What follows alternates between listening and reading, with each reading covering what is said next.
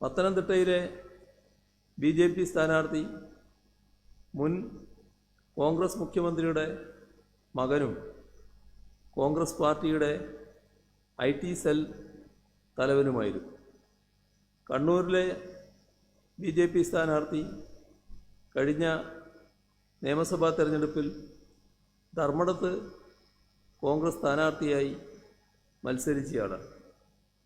മാവേലിക്കരയിലെ NDA സ്ഥാനാർത്ഥി കഴിഞ്ഞ നിയമസഭാ തെരഞ്ഞെടുപ്പിൽ മാവേലിക്കരയിലെ UDF സ്ഥാനാർത്ഥിയായിരുന്ന ആളാണ്.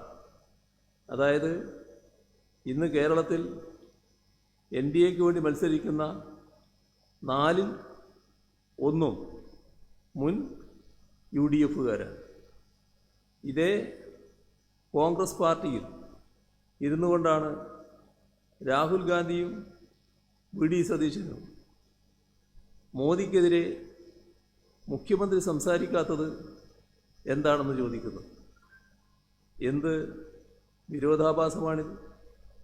മോദിയുടെ തെറ്റായ നയങ്ങൾക്കെതിരെയും അതിനെ നയിക്കുന്ന RSSനെതിരെയും പറയാനും പൊരുതാനും ഇടതുപക്ഷത്തിന് കോൺഗ്രസിൻ്റെ സർട്ടിഫിക്കറ്റ് ആവശ്യമില്ല.